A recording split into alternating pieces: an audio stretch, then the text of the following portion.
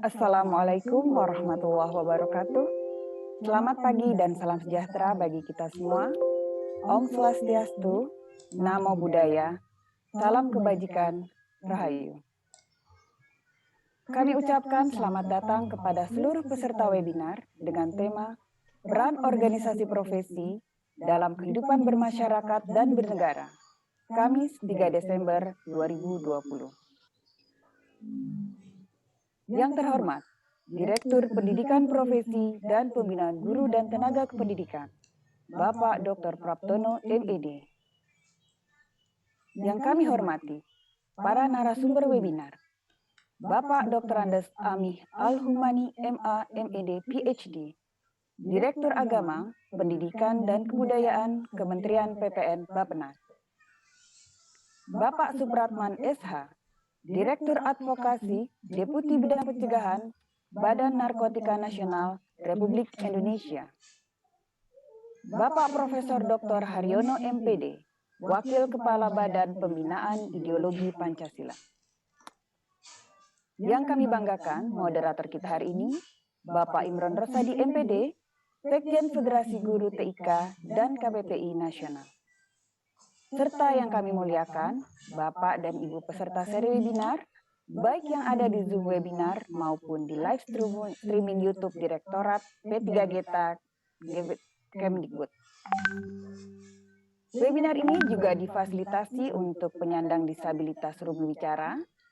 Sebagai penerjemah, Ibu Nur Lailah dari SLB Tunarungu Santirama dan Ibu Sri Rahayu dari SLBN 11 Jakarta. Alhamdulillah, puji syukur kita panjatkan karena berkat rahmatnya kita masih bisa berkumpul untuk bersama menimba ilmu dari para narasumber yang luar biasa ini. Dengan memohon ridho dari Allah Subhanahu wa Ta'ala, Tuhan yang Maha Kuasa, dan agar kegiatan webinar kita hari ini berjalan lancar, mari kita awali acara bersama dengan membaca basmalah. Bismillahirrahmanirrahim.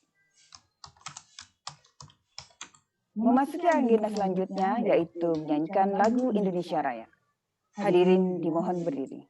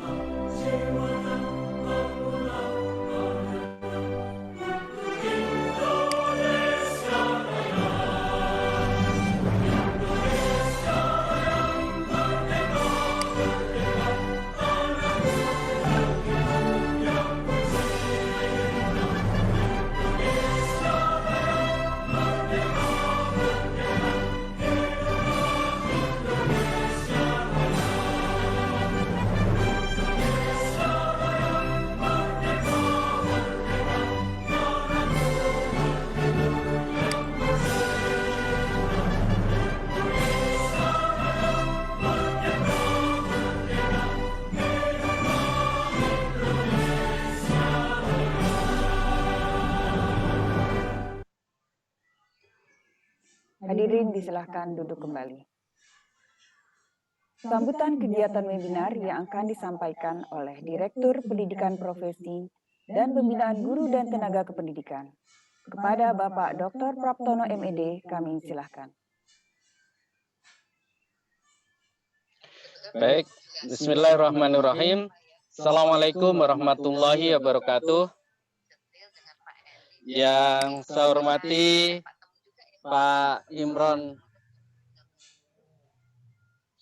Rosadi selaku dari Sekjen FGT IKK Nasional sebagai moderator. Yang saya hormati dan saya muliakan para narasumber. Yang pertama Bapak Dr. Andes Amih Al-Humani, MA MED PSG. Yang kedua Bapak Supratman SH. Kemudian yang ketiga Bapak Profesor Dr. Haryono MPD. Alhamdulillah senang sekali kami dari Kementerian Pendidikan dan Kebudayaan Republik Indonesia, Ditjen GTK, atas perkenan dari Bapak-Bapak semuanya untuk memenuhi permohonan kami menjadi narasumber dalam seminar webinar di pagi hari ini. Dan program ini dikerjasamakan dengan Forum Silaturahmi Organisasi Profesi yang sudah beraktivitas beberapa bulan dari sejak bulan September, Oktober, dan khusus dalam rangka Hari Guru Nasional, kami melaksanakan 5 kali seminar webinar, dan hari ini adalah hari yang terakhir, dan sungguh satu kehormatan Bapak dari Bappenas, kemudian dari BNN, dan juga dari Badan Pembinaan Ideologi Pancasila, fasilitas Zoom yang bisa diakses sampai dengan 5.000 peserta. Mudah-mudahan Allah Subhanahu wa Ta'ala senantiasa menimpahkan rahmat dan barokahnya buat kita semuanya, dan kita terus bisa berkarya, berkontribusi untuk pemajuan pendidikan di Indonesia. Saya kira itu Pak yang bisa kami sampaikan. Sekali lagi kami menyampaikan terima kasih para narasumber yang sungguh sangat luar biasa, dan juga kepada para panitia, kepada Forum Silaturahmi Organisasi Profesi yang terus bersama dengan mengucap Bismillahirrahmanirrahim. Maka webinar dengan tema peran organisasi profesi dalam kehidupan bermasyarakat dan bernegara saya nyatakan secara resmi dimulai. Terima kasih. Assalamualaikum warahmatullahi wabarakatuh.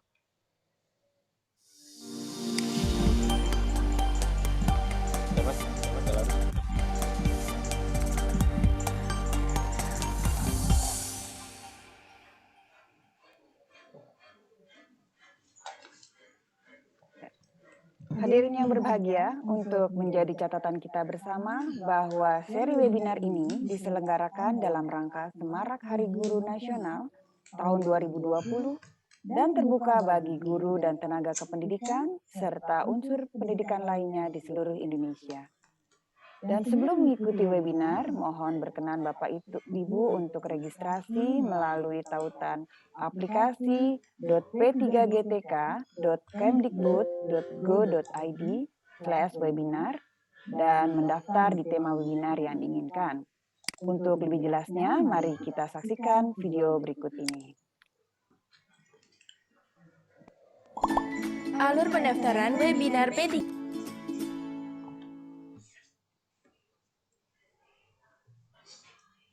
Hadirin yang berbahagia, peserta yang mendapatkan sertifikat adalah peserta yang sudah registrasi melalui tautan aplikasi.p3gtk.kemdikbud.go.id/webinar dan mengisi tanggapan survei serta daftar hadir. Untuk itu, tolong pastikan Bapak Ibu peserta webinar sudah mengisi tanggapan survei, mengisi daftar hadir, dan mendaftarkan diri sebelumnya untuk mengikuti webinar hari ini. Selanjutnya, izinkan saya membacakan hasil survei webinar.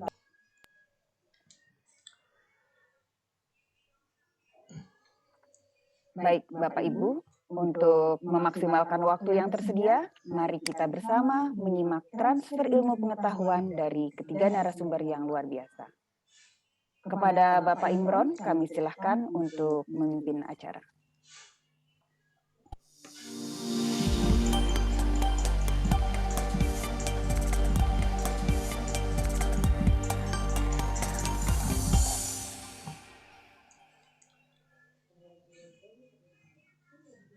Terima kasih Mbak Esti. Assalamualaikum warahmatullahi wabarakatuh. Selamat pagi dan salam sejahtera bagi kita semua. Om Swastiastu, Namo Buddhaya, salam kebajikan, Rahayu. Yang kami hormati Direktur Pendidikan Profesi dan Pembinaan Guru dan Tenaga Kependidikan, Dr. Praptono MED. Yang kami hormati narasumber yang pertama, Dr. Andes Amih Al-Humaini, MA, MID, PhD, Direktur Agama Pendidikan dan Kebudayaan Kementerian PPN atau Bappenas. Yang kami hormati narasumber yang kedua, Bapak Supratman SH, Direktur Advokasi Deputi Bidang. Bisa Pak, dengan jelas. Nih. Untuk mempersingkat waktu, Bapak Amih, waktu nanti 30 menit, silakan disampaikan waktu dan tempat, kami persilahkan. Terima kasih. Baik, terima kasih. Assalamualaikum warahmatullahi wabarakatuh. Selamat pagi dan salam sejahtera untuk kita semuanya. Bapak dan Ibu sekalian yang saya hormati, pertama-tama saya mengucapkan rasa syukur dan terima kasih tentu saja karena mendapat kehormatan diundang oleh Kementerian Dikbud, terutama Direktorat Jenderal Guru dan Tenaga Kependidikan, dan organisasi profesi yang menyelenggarakan webinar dengan tema yang sangat tepat, relevan, dan aktual untuk diantar oleh moderator dengan sangat baik bahwa guru punya peran sentral dalam upaya membangun pendidikan, dan pendidikan itu adalah medium yang paling efektif untuk mewujudkan sumber daya manusia unggul. Kita ulas tentang pendidikan di masa pandemi COVID-19 ini, dan terakhir itu mendiskusikan tentang guru, organisasi profesi, dan konteksnya adalah keperluan untuk melakukan reformasi pedagogi dan inovasi pembelajaran. Kita mulai dari yang pertama, potret pembangunan pendidikan.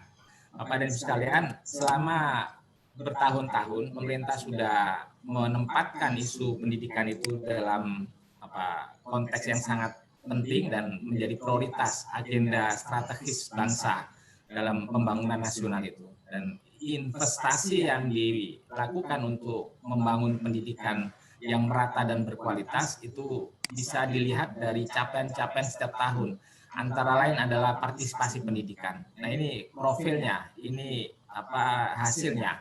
Dari sisi layanan pendidikan, itu anak usia sekolah mulai dari umur 7 sampai 18 tahun, kalau kita bicara pendidikan dasar dan menengah, ditambah dengan anak usia dini, itu setiap waktu, setiap tahun, setiap periode menunjukkan perbaikan dan peningkatan sampai dengan ke jenjang perguruan tinggi.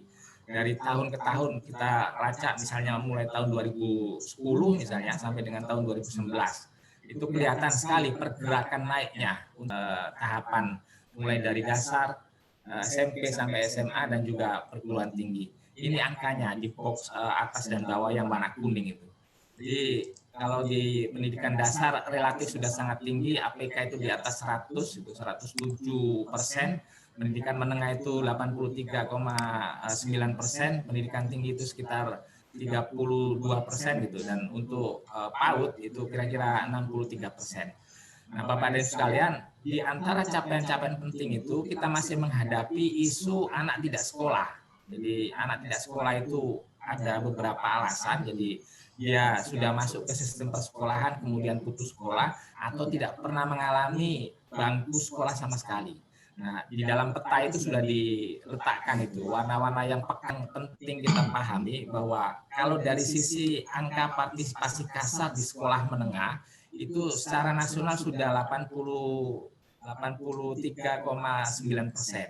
Tapi sebaran antar provinsi di grafik paling bawah itu menunjukkan variasi yang begitu tajam. Ini sengaja sampai kami tampilkan yang ada garis-garis merah itu di antara provinsi yang paling kelihatan kesenjangan capaian partisipasi itu sekali lagi terkonsentrasi di Pulau Jawa. Jadi total Pulau Jawa itu menghimpun kira-kira anak usia sekolah 7 sampai 18 tahun itu 43% dari total 55,6 juta anak usia sekolah 7, kesenjangan antar provinsi ini atau juga antar kabupaten di dalam provinsi yang sama. Jadi kawasan Aceh, di daerah Sumatera, di Lampung, di Jawa Barat, Jawa Tengah, Kalimantan Selatan, atau juga Sulawesi, apakah Sulawesi Selatan atau Sulawesi Utara. Kita lihat semuanya dan kita petakan sehingga konsentrasi nanti untuk pembangunan infrastruktur sosial, sekolah, ruang kelas, ruang perpustakaan, laboratorium difokuskan ke daerah-daerah yang masih membutuhkan dan masih tertinggal. Kemudian kesenjangan yang berikutnya, Bapak dan sekalian, ini potret antara keluarga-keluarga dengan latar belakang sosial ekonomi yang berbeda, antara 20% yang paling kaya dan 20% yang paling miskin. Program wajib belajar 12 tahun itu dicanangkan oleh Pak Presiden Jokowi sejak 5 tahun yang lalu dan dilanjutkan 5 tahun ke depan. Apa yang ada di dalam RPJM? Ini Bapak dan sekalian, di nomor 3 itu membangun SDM yang berkualitas dan berdaya saing. Ini penting sekali dan dikombinasi dengan agenda-agenda prioritas yang lain, memperkuat ketahanan ekonomi, mengembangkan wilayah, karena kita mengurangi kesenjangan juga di dalam wilayah itu ada regional inequality namanya. Nah, melalui di dalam pembangunan konsep pembangunan manusia itu ditopang oleh 3 pilar. Jadi kita ingin mewujudkan manusia Indonesia yang berkualitas dan berdaya saing, yang pertumbuhan penduduk seimbang, dicirikan sehat, cerdas, adaptif, kreatif, inovatif, terampil, dan bermartabat. Yang di dalamnya itu paling tengah itu ada produktivitas, pendidikan dan vokasi, ada pendidikan tinggi, ITEK juga. Yang paling kiri itu ada kesehatan dan pendidikan, sementara yang paling kanan pembangunan karakter melalui pendidikan agama, melalui pemajuan kebudayaan, karena di situ ada nilai-nilai yang esensial di dalam pemajuan kebudayaan itu. Nah, ini pemerataan layanan pendidikan, program prioritasnya, kami ingin konsentrasi di 0,02 saja. Afirmasi dan percepatan wajar 12 tahun, dan juga yang 03, pendidikan guru, tentang peningkatan pengelolaan dan penempatan pendidik dan tentang pendidikan. Forum kita pada pagi hari ini. Betapa pentingnya dan mengapa kita menjadikan program wajib belajar 12 tahun itu sebagai prioritas, itu adalah karena ini landasan yang kokoh kita untuk membangun apa yang kita sebut sebagai critical mass kerja, karena banyak yang mengalami pemutusan hubungan kerja orang tua mereka sehingga tidak lagi bekerja, membantu orang tua mencari nafkah, ada beban sosial ekonomi yang berat, kemudian rasa cemas, depresi, kita sebut sebagai worsening student well-being. Ini drama sekolah kita bisa saksikan dalam berbagai macam medsos, gambar-gambar seperti ini. Kemudian juga yang karena akses ke teknologi pembelajaran itu berbeda-beda. Nah, Bapak Ibu sekalian, kita tidak ada alat assessment yang betul-betul bisa dijadikan rujukan karena ujian nasional sudah tidak bisa dilakukan dan bahkan mulai dihentikan sejak sekarang dan ke depannya. Yang kita punya hanya PISA. Ya, PISA yang terbit tahun 2019 kemarin, ini kondisinya mulai dari tahun 2000 sampai 2018. Jadi kita masih di level membuat benchmark dengan negara-negara yang lain, rujukan, dan sekaligus juga melihat bagaimana antar provinsi di kita sendiri. Yang warna-warna merah itu adalah provinsi-provinsi yang di situ banyak sekolah-sekolah bagus, kita asumsikan begitu, tapi dari sisi capaian PISA pun juga sebagian ada yang mengungguli negara lain, tapi sebagian yang lain masih tertinggal juga. Misalnya untuk membaca, total Indonesia itu 371, jadi Jakarta 410, Jogja 411, itu masih di bawah Malaysia. Tapi kalau untuk matematika itu Jakarta masih di bawah juga, di bawah Brunei, di bawah Malaysia juga, dan kemudian untuk sains itu masih mengungguli Brunei, mengungguli Thailand untuk Yogyakarta. Bapak dan Saudara sekalian, jadi rentang kualitas yang berbeda inilah yang menjadi tantangan kita sebagai guru. Nah, nanti bagaimana pendekatan metode yang tepat dalam proses pembelajaran yang perlu diterapkan oleh kita semuanya sebagai pengampu, sebagai pendidik. Ini yang tadi kami sampaikan, potensi learning losses itu, ancaman kemungkinan penurunan kualitas pembelajaran. Jadi tadi dari sisi capaian PISA memang masih tertinggal agak jauh dari negara-negara ASEAN, tapi ini analisis yang dibuat oleh para analis dari World Bank khusus untuk reading saja di dalam PISA itu. Jadi masa pandemi 4 bulan, masa pandemi 6 bulan, masa pandemi 8 bulan itu terjadi penurunan untuk reading yang semula 371, jika pandemi 4 bulan itu turun 360. Jika pandemi 6 bulan turun tamat SMA itu kira-kira setara hanya 7,9 tahun saja dari sisi kualitas pencapaian pembelajaran, academic achievement-nya.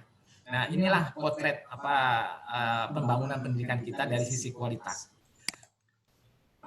bagian berikut organisasi profesi guru. Jadi betapa penting dan kami betul-betul memberikan apresiasi yang sangat tinggi atas kerja-kerja dan dedikasi yang sangat luar biasa dari para guru dan anak didik yang punya capaian-capaian besar. Di luar dari laporan PISA tadi, kita masih bisa mengobservasi betapa banyak siswa-siswa kita yang secara individual itu punya talenta sangat tinggi di bidang sains kah, di bidang matematika kah, di bidang bahasa.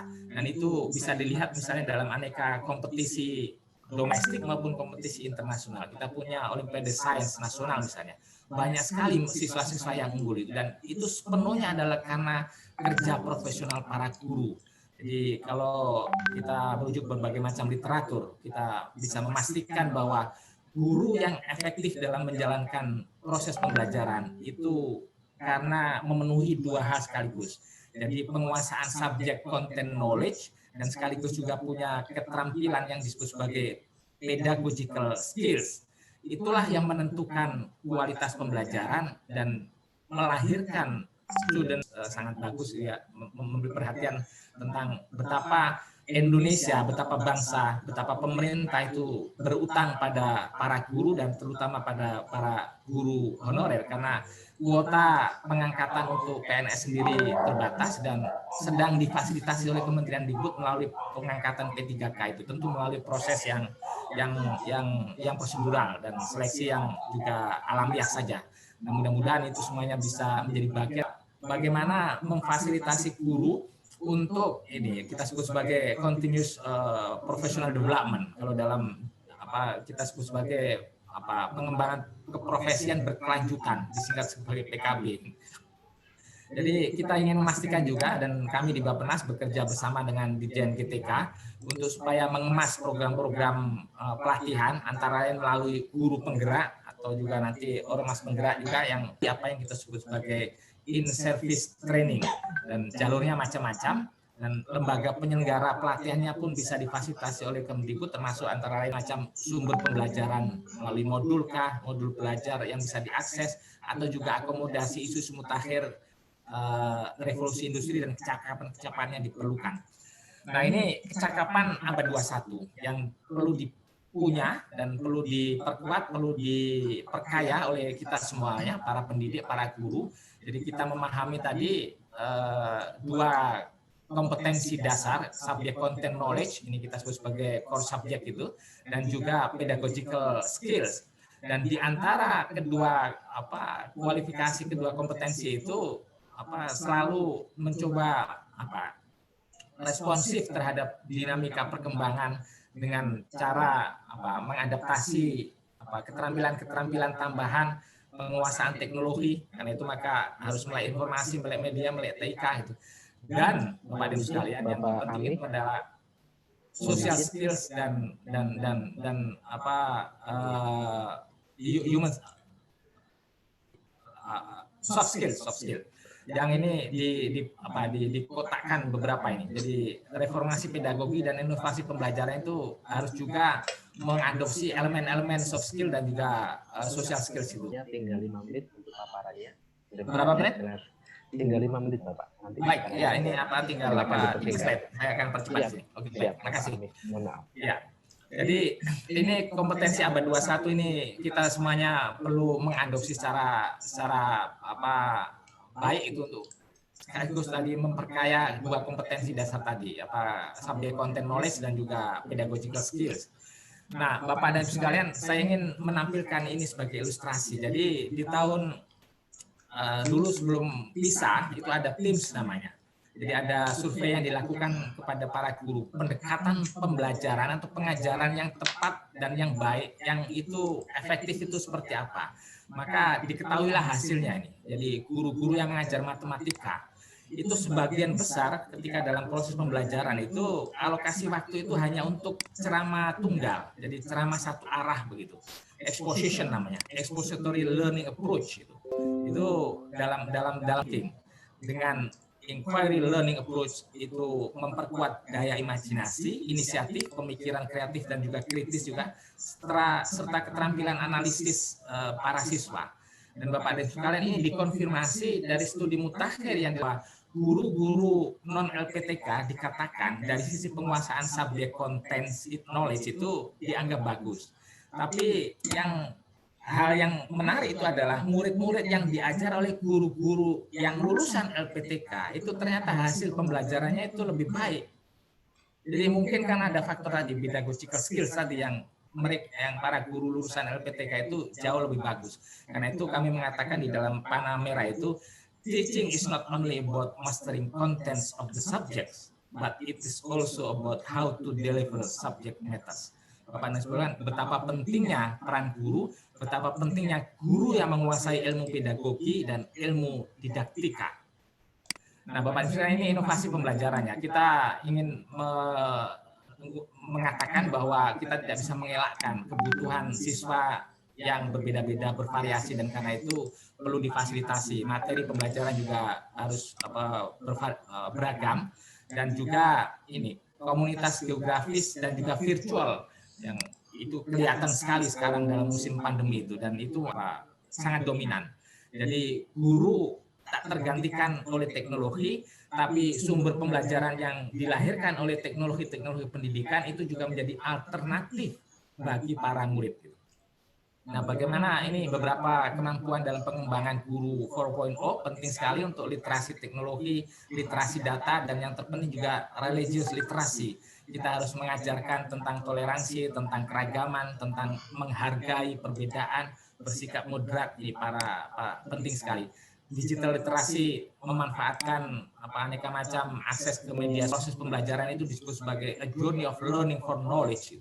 Jadi satu penjelajahan ilmu pengetahuan yang itu mematangkan dan menguatkan karakter peserta didik juga atas keteladanan para guru dengan yang menjadikan sebagai imago ideal atau public figures bagi para murid-muridnya.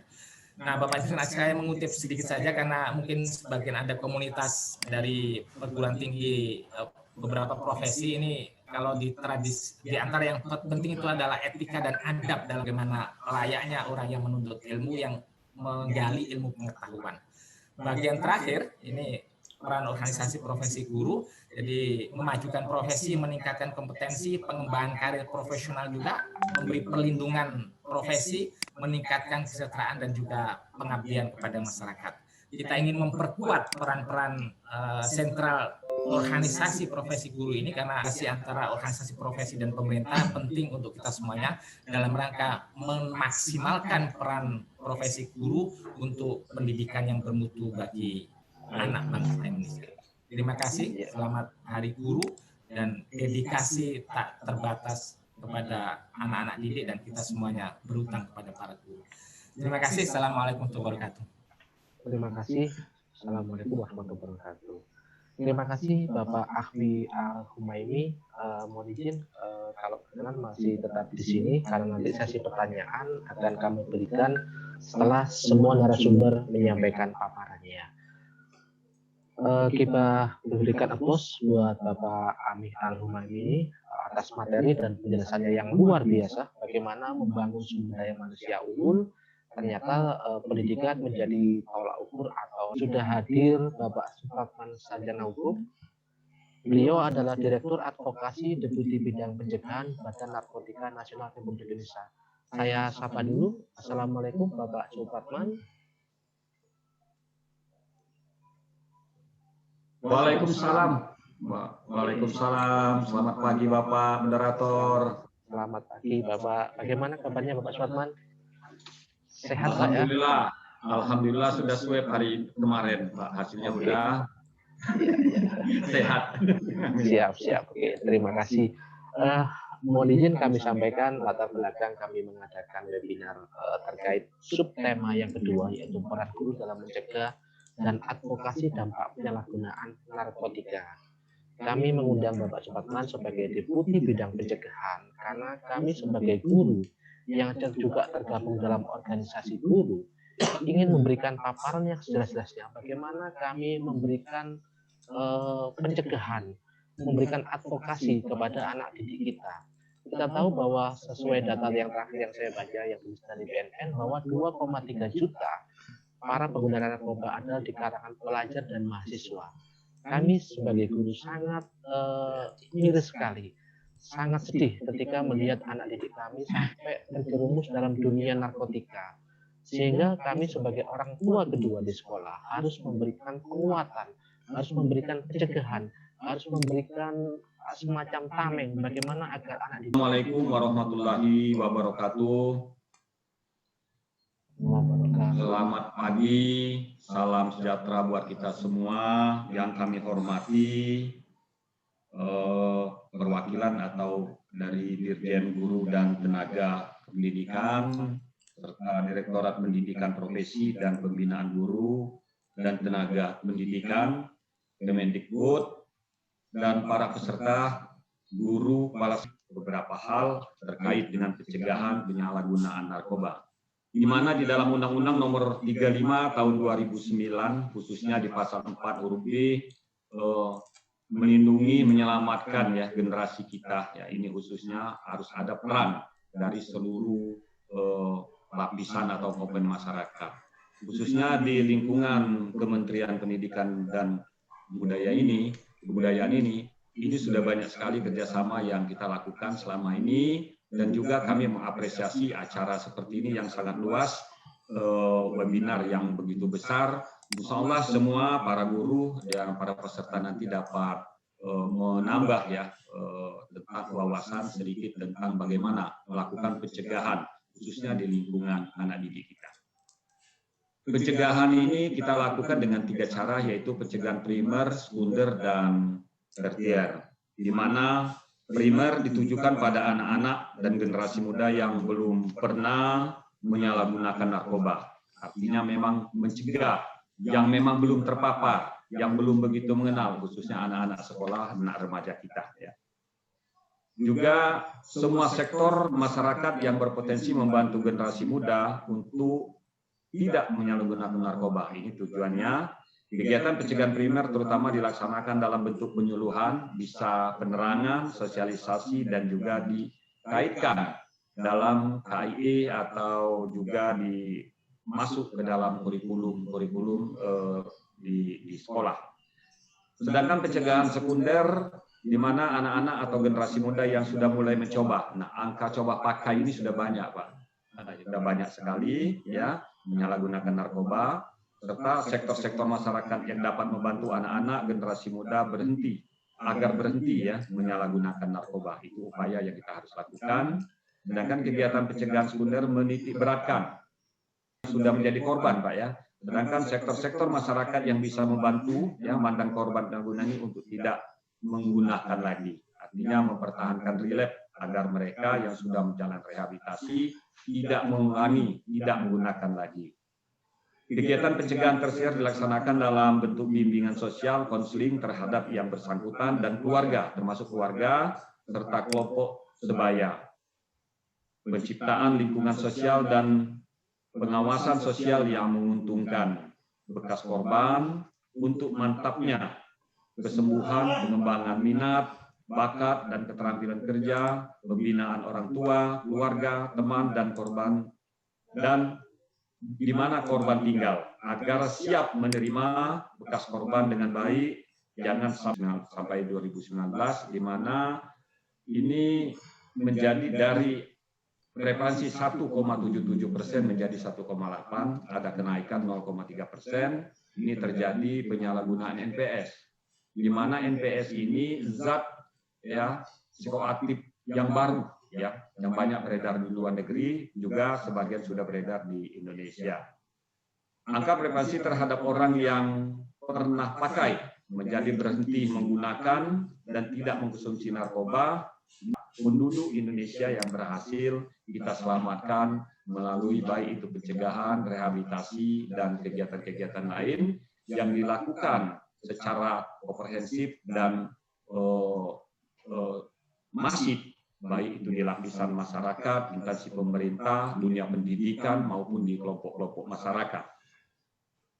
Hasil penelitian tahun 2019 di mana zat atau jenis-jenis ya narkotika atau narkoba yang sering digunakan ini ada 3 jenis untuk di Indonesia. Pertama itu yang menempati yaitu ganja ganja ini cukup banyak karena produknya ada di Indonesia juga, ya, ekstasi dan sabu. Sedangkan kasus atau tindak pidana narkotika tahun 2019 berdasarkan data yang kami peroleh ini kasus yang terungkap yaitu 33.442 kasus dengan tersangka 43.637, sedangkan ganja 3.000, di sini 35 sampai dengan umur 44 tahun. Ini yang terbanyak menggunakan narkotika.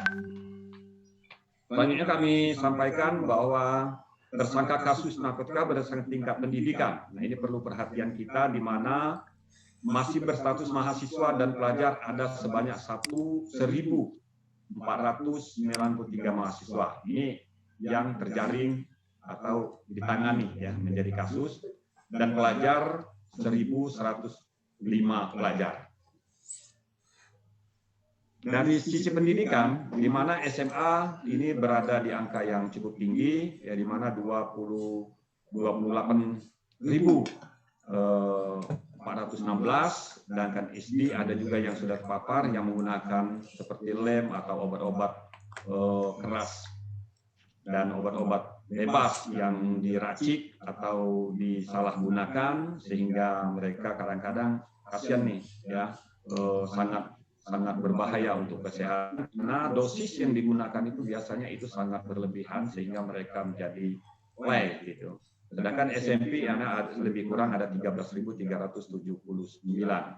Dari data tersebut di mana perguruan tinggi ada 3.374, putus sekolah 55, tidak sekolah 25, tidak diketahui 95. Ini data yang kami peroleh dari Puslidatin kami berdasarkan penelitian yang dilakukan bekerjasama dengan LIPI pada tahun 2019. Karakteristik pemakai narkoba, yaitu di mana status pemakai narkoba ini ada yang adiksi itu 10% dari jumlah hampir 3,6 juta tersebut. Teratur pakai itu mayoritas pemakai adalah laki-laki, tingkat pendidikan SMA sederajat, umur pertama konsumsi narkoba biasanya itu rata-rata 16 tahun, tinggal bersama orang tua atau pisah, rata-rata uang jajan 20.000 per hari, aktif di kegiatan olahraga, keagamaan, dan organisasi. Coba-coba ingin tahu alasan pemakai narkoba itu ada 64,0%. Ini sumber hasil penelitian BNN tahun 2018. Pelaku berisiko pelajar dan mahasiswa, di mana perilaku berisiko pelajar dan mahasiswa di mana merokok. Ini berdasarkan penelitian tahun 2018 juga 2 dari 10 pelajar atau mahasiswa memiliki kebiasaan merokok. Semakin tinggi pendidikan diikuti tingkat keterpaparan merokok. Umur pertama kali merokok rata-rata itu 14 tahun. Vaping yaitu jenis rokok yang dihisap yaitu dengan elektrik, juga mahasiswa memiliki kebiasaan minum beralkohol. Nah, ini tentu juga menjadi perhatian kita. Mahasiswa memiliki tingkat keterpaparan paling tinggi. Umur pertama kali meminum alkohol ini umur rata-rata 16 tahun. Juga mengunjungi tempat hiburan, 1 dari 10 pelajar atau mahasiswa memiliki kebiasaan mengunjungi tempat hiburan. Mahasiswa memiliki tingkat begadang. Dampak penyalahgunaan narkotika di lingkungan sekolah, di mana kebiasaan-kebiasaan yang muncul dari dampak penyalahgunaan ini seperti suka bolos atau malas. Ya, sekolah ini ada sekitar 56, ada 950 jenis NPS beredar di dunia. Jumlah NPS tersebut akan terus berkembang dan diproduksi oleh sindikat narkoba internasional dan berusaha diselundupkan ke seluruh dunia termasuk di Indonesia. 78 jenis NPS sudah beredar di Indonesia, dan juga 72 jenis NPS telah diatur di dalam Permenkes nomor 20 tahun 2018, di mana siapapun yang terbukti menyalahgunakan. Ketergantungan atau dampak penyalahgunaan, yaitu penyalahguna bagi pecandu yang tadi saya sampaikan di depan, ini kita tangani. Ya, ada 2 versi yang kita lakukan, di mana kalau dia tertangkap secara hukum dia sebagai pengguna, tetapi murni sebagai pengguna itu melalui asesmen terpadu, maka dia akan mendapatkan hak apabila dia betul-betul.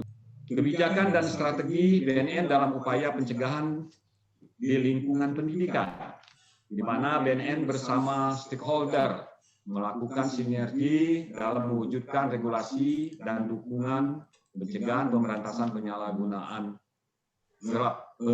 regulasi tentang pencegahan narkoba sehingga dapat menjadi relawan di lingkungannya. Perencanaan program, di mana penyusunan program kegiatan ketahanan bahaya narkotika atau narkoba di lingkungan pendidikan. Selanjutnya kami akan sampaikan atau mempromosikan pencegahan penyalahgunaan narkoba secara masif ya, merupakan salah satu upaya dalam menekan laju angka penyalahgunaan narkoba, khususnya pada sosialisasikan intervensi ketahanan keluarga anti narkoba berbasis pembangunan desa. Ini kita laksanakan juga di 173 desa. Ya. Terbukti secara ilmiah, pola asuh yang baik menjadi faktor pelindung yang sangat kuat dalam mencegah penggunaan zat, perilaku kekerasan remaja, dan gangguan perilaku lainnya. Kegiatan intervensi ketahanan keluarga mendesain program penguatan institusi keluarga sebagai benteng terdepan dalam memerangi segala bentuk penyalahgunaan narkoba yang menyasar anggota keluarga, terutama anak dan remaja dan anak didik. Program intervensi ketahanan keluarga anti narkoba ini kita memiliki beberapa modul yang sudah kita keluarkan. Program ini dirancang untuk mengembangkan program universal keterampilan keluarga. Didapat dari program Family Unity yaitu edisi, di sini di mana ada edisi untuk keluarga, edisi untuk orang tua, edisi untuk orang tua, dan edisi untuk keluarga. Jadi ini program intervensi ketahanan keluarga anti narkoba. Ini ada juga kita lampirkan, kita buat itu olah stres, membantu anak mengatasi stres, mengubah perilaku agresif dan tekanan teman sebaya. Selanjutnya untuk kualitas keluarga yang dibentuk untuk mendukung ketahanan keluarga, di mana keterampilan yang dibentuk dalam keluarga ini adalah memahami kualitas positif keluarga kita, mempelajari satu sama lain, berpikir tentang nilai-nilai keluarga dan komunikasi, memahami tekanan teman sebaya dan hubungan keluarga. Intervensi ketahanan keluarga anti narkoba di mana membantu anak dan orang tua memiliki kualitas diri dan kualitas keluarga dan dapat mencegah penyalahgunaan narkoba. Alur pendampingan siswa yang melakukan penyalahgunaan narkoba di sekolah ini antara lain ya alternatif yang kita tawarkan, di mana pertama kita mengkonfirmasi siswa-siswa yang menjadi korban penyalahguna. Ini kalau dia sudah menyalahgunakan. Kedua, koordinasi internal oleh sekolah dalam upaya penanganan dan pendampingan penyalahgunaan narkoba, terutama itu pendampingan pada saat kasus penyalahgunaan terjadi di sekolah atau pendampingan pada saat kasus penyalahgunaan terjadi di lingkungan keluarga atau masyarakat. Selanjutnya kami sampaikan bahwa saat ini BNN mempunyai tagline di mana kalau dulu itu stop narkoba. Nah, ini tagline kita di mana sadar sehat produktif, ya. Bahagia tanpa narkoba. Demikian yang dapat kami sampaikan. Terima kasih atas dan mohon maaf atas segala kekurangannya. Assalamualaikum warahmatullahi wabarakatuh.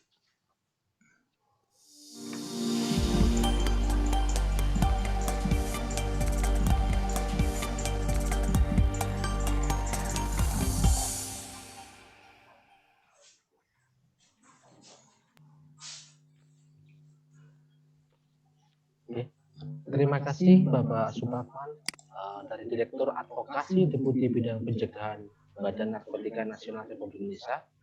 Materi yang sangat bagus. Kami semua sebagai guru dan juga anggota organisasi profesi guru mendapatkan gambaran yang cukup jelas bagaimana pencegahan di kalangan siswa maupun peserta didik.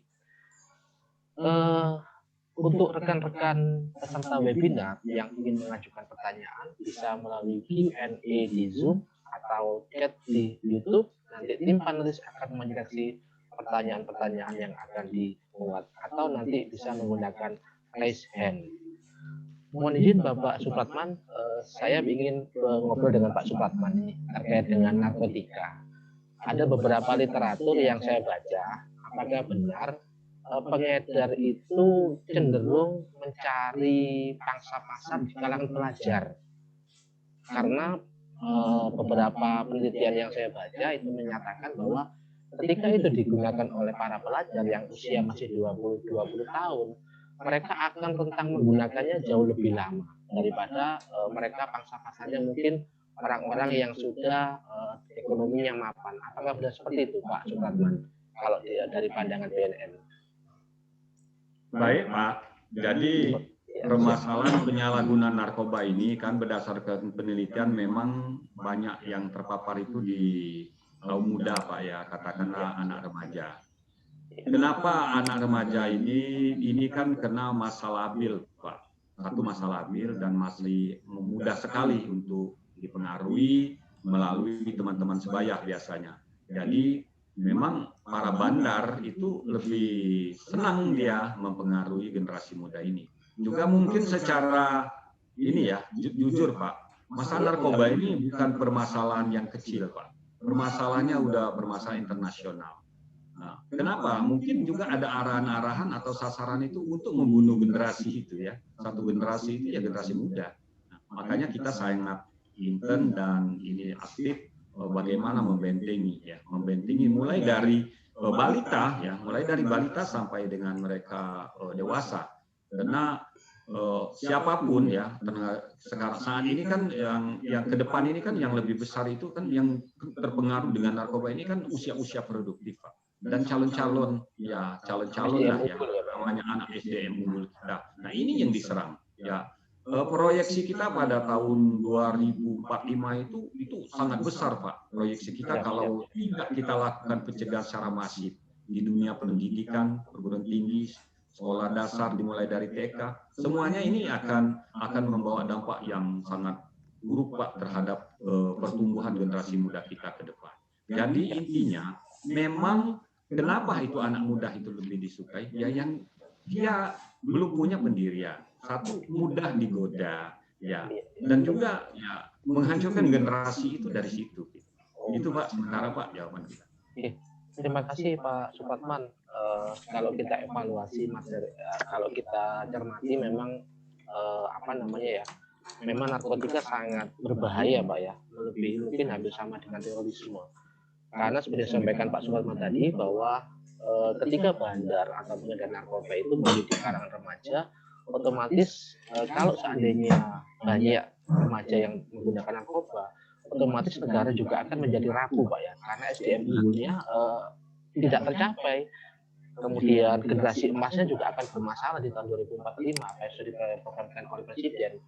Sehingga kami sebagai guru dan juga organisasi guru merupakan salah satu mempunyai peran yang cukup strategis bagaimana mencegah narkotika di kalangan remaja atau di kalangan siswa. Memang webinar ini Pak kita buat dalam rangka untuk bagaimana menyiapkan SDM unggul. Yang pertama ada disampaikan oleh Pak Ahli tadi, kemudian yang kedua oleh Pak Supratman pencegahan narkotika. Mohon maaf, Prof. Haryono sudah hadir. Saya sapa dulu. Siap Bapak. Assalamualaikum. Untuk Pak Supratman dan Pak Amik mohon masih tetap di tempat ya, karena nanti ada sesi tanya jawab setelah materinya Bapak Haryono. Mohon izin Bapak Haryono, kami dari pengurus organisasi profesi guru bekerja sama dengan Direktorat PIN 3 GTK mengadakan webinar peran organisasi profesi dalam kehidupan bermasyarakat dan bernegara. Subtema yang akan dipaparkan oleh Bapak Haryono nanti adalah tentang peran organisasi profesi guru dalam mengawal Pancasila. Kami sebagai guru dan juga sebagai pengurus organisasi guru punya tantangan cukup besar Pak. Bagaimana menyiapkan sumber daya manusia yang unggul, menyiapkan generasi emas tahun 2045, kemudian bagaimana menyiapkan generasi yang siap mengawal Pancasila. Kita tahu bahwa sekarang era keterbukaan Pak, sosial media, arus informasi, bahkan budaya dari luar masuk ke Indonesia cukup banyak. Kalau ini tidak kita filter, kalau ini tidak kita ada semacam bargaining position, maka yang kita takutkan generasi emas akan terbawa tentang dengan kebudayaan luar negeri yang tidak sesuai dengan Pancasila. Sehingga kami mengundang Bapak Haryono sebagai Wakil Kepala Badan Pembinaan Ideologi Pancasila untuk memberikan paparan bagaimana menyiapkan generasi muda yang berjiwa Pancasila, yang berkarakter, yang berhati nurani yang baik, karena sumber daya manusia yang baik kalau tidak ditopang dengan kekuatan Pancasila maka otomatis akhlaknya maupun tingkah lakunya, perilakunya tidak sesuai. Untuk mempersingkat waktu, kami persilahkan kepada Prof. Dr. Haryono MPD, Wakil Kepala Badan Pembinaan Ideologi Pancasila, untuk memaparkan bersama teman-teman CBTK hingga kita bisa benar-benar bisa berdialog. Assalamualaikum warahmatullahi wabarakatuh. Salam Pancasila. Bapak Direktur Agama Pendidikan Kebudayaan Kemendikbud, Pak Amin Al-Fahmi yang kami hormati, Bapak Supratman SH, Direktur Advokasi Deputi Bidang Pencegahan, narasumber yang juga telah hadir, kami ucapkan terima kasih.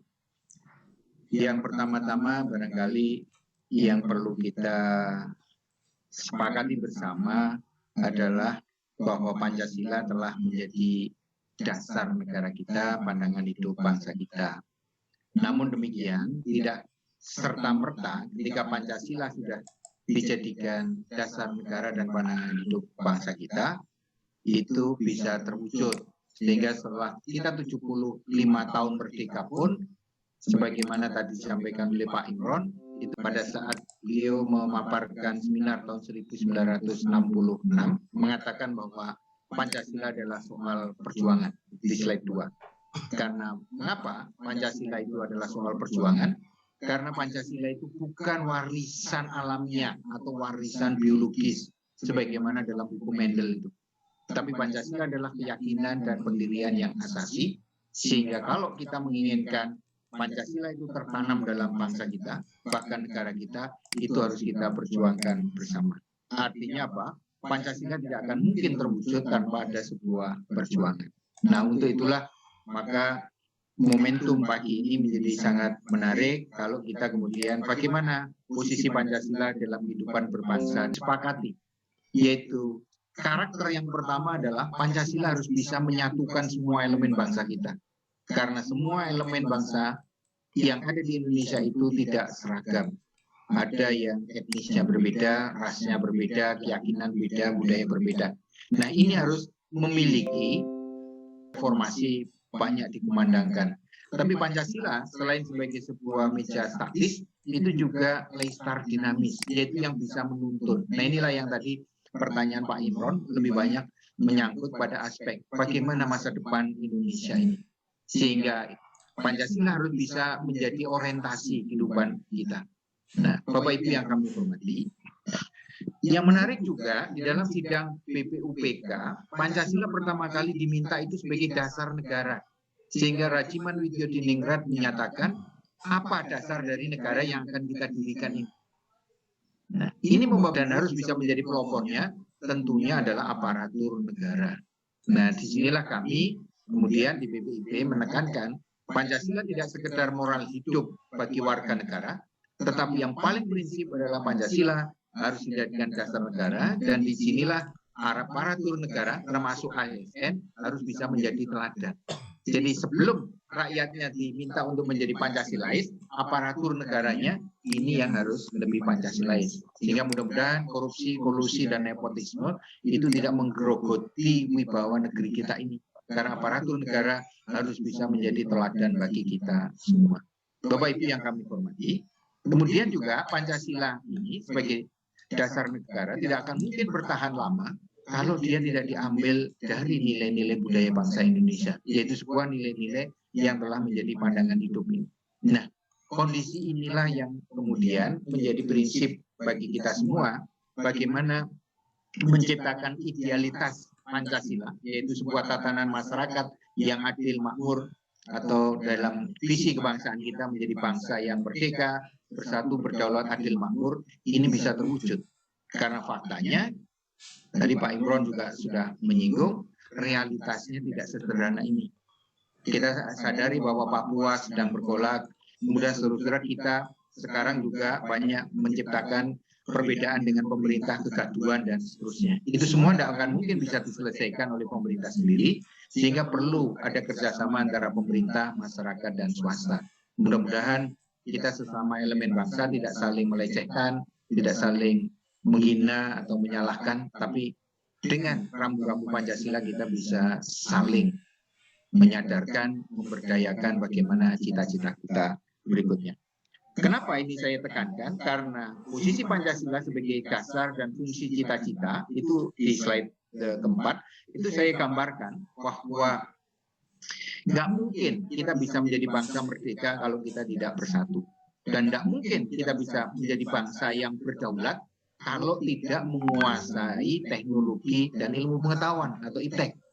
Nah ini yang perlu saya tekankan, supaya apa? Pancasila tidak hanya berhenti pada meja statis yang menekankan pada toleransi, yaitu kita bisa menyatu, tetapi juga Pancasila harus juga terkait dengan integritas manusia-manusia Indonesia, sehingga manusia Indonesia tidak bermental inlander, tetap bisa menjadi manusia pelopor. Dan yang tidak kalah pentingnya, kaitannya dengan organisasi profesi guru adalah Pancasila selain menekankan diksi, toleransi, integritas, itu adalah inovasi.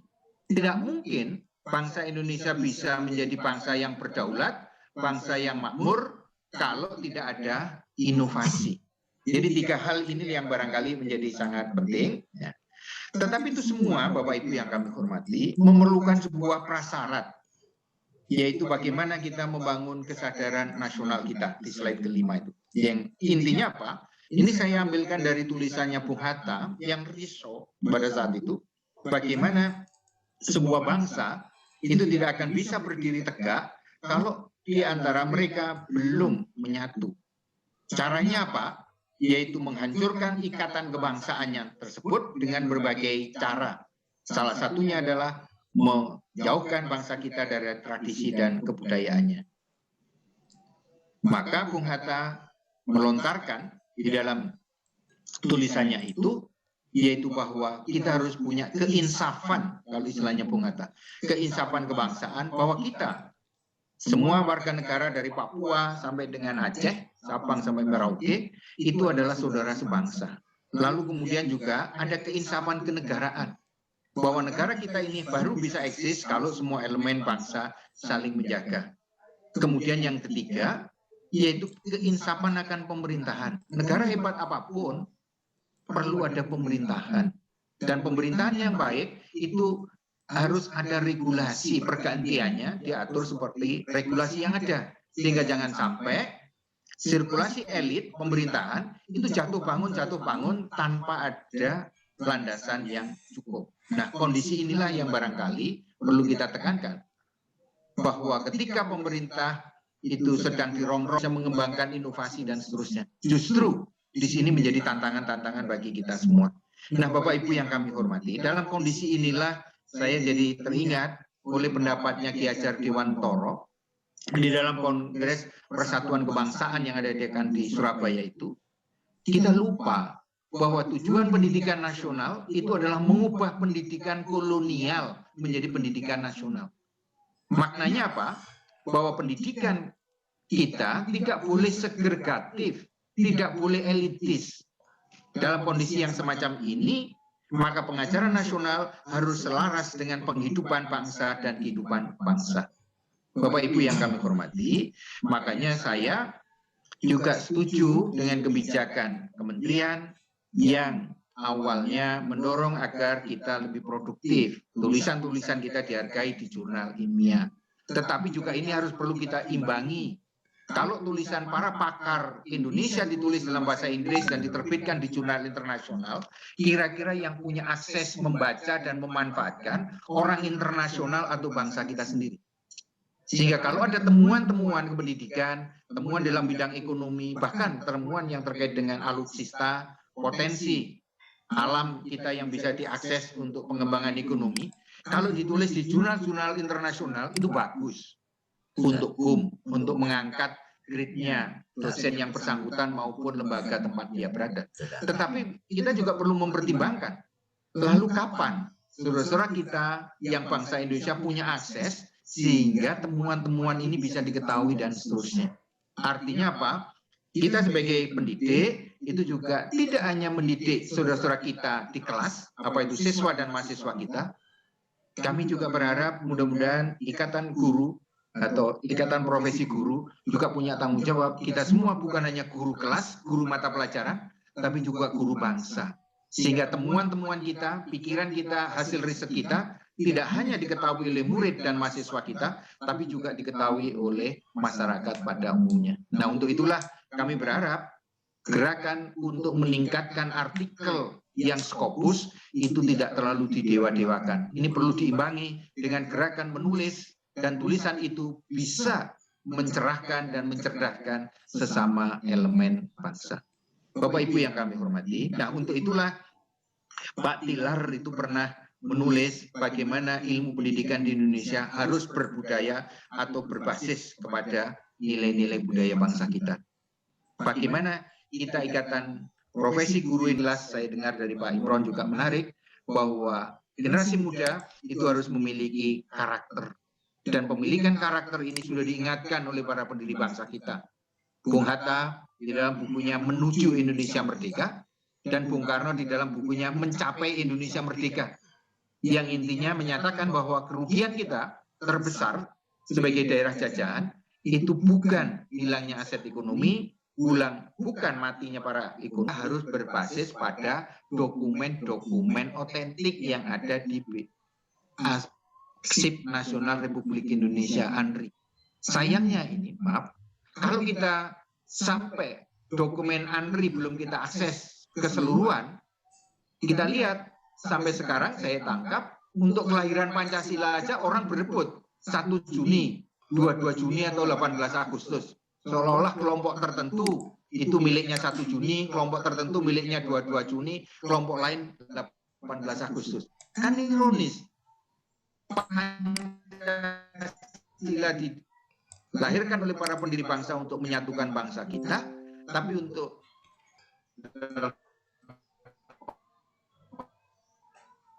mengesahkan itu adalah satu kesatuan, dan itu karena faktanya banyak saudara-saudara kita yang pengetahuan atau latar belakang pendidikannya tidak tinggi itu sudah menjalankan nilai-nilai Pancasila.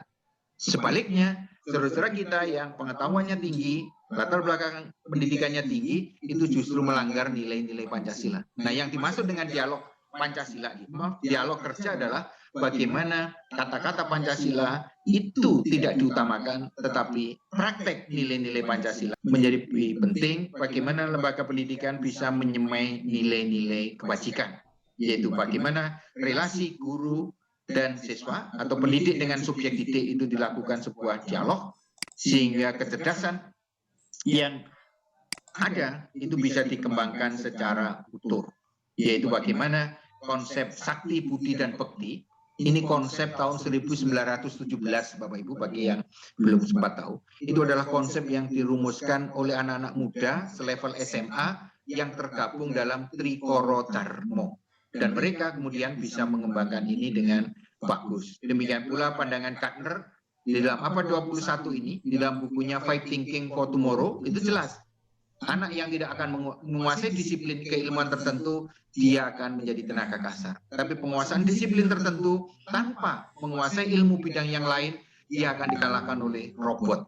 Maka disiplin penguasaan ilmu itu harus dikembangkan dengan menguasai disiplin lain, sehingga dia memiliki kemampuan mensintesis. Dan dari sintesis itulah kemudian muncul bagaimana create, mencipta. Nah, ini pendidikan harus bisa mencipta. Karena kalau tidak, ya kita akan menjadi bangsa konsumen terus. Ekonomi kita masih sifatnya ekstraktif. Dan hal yang menarik dari Carter ini adalah budayaan. Sehingga bagaimana konsep diri dan lingkungan kita ini selalu kita perluas horizonnya, sehingga kita tidak takut untuk melakukan refleksi dan aksi, sehingga pengetahuan yang kita pahami bisa menjadi sebuah tindakan, kebiasaan, dan karakter. Nah, permasalahannya adalah selama ini apakah kita sudah mampu mengubah opini, doksa, itu menjadi episteme atau menjadi sains.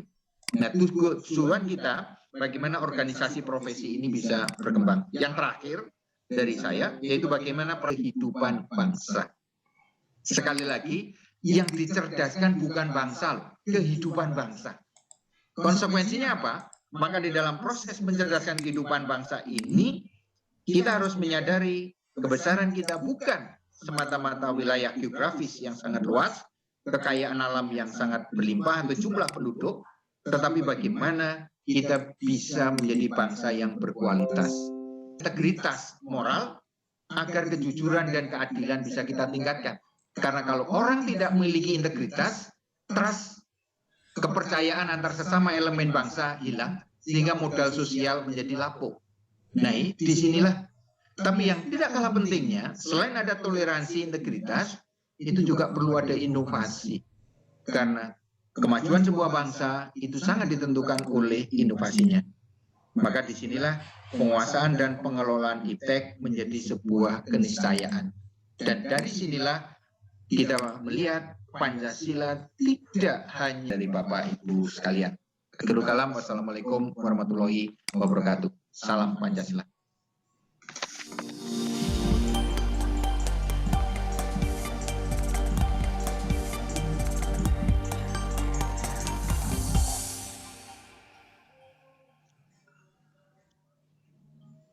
Wassalamualaikum warahmatullahi wabarakatuh. Terima kasih Profesor Dr. Haryono MPD, Wakil Kepala Badan Pembinaan Ideologi Pancasila, atas materinya yang cukup bagus, menginspirasi kami sebagai guru dan juga pengurus organisasi guru, bagaimana mengawal Pancasila dalam dunia pendidikan. Berikutnya sesi tanya jawab akan kita buka sebanyak 2 termin. Mungkin rekan-rekan panelis sudah mengumpulkan pertanyaan yang akan kami bacakan.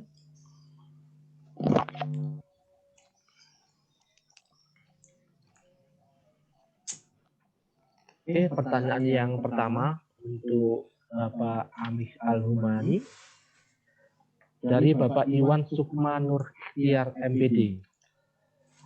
Manusia yang berkualitas dan berdaya saing ada dalam indikator pembangunan karakter. Bagaimana upaya yang tepat bagi organisasi profesi dalam rangka pembentukan karakter, revolusi mental, dan pembinaan ideologi Pancasila?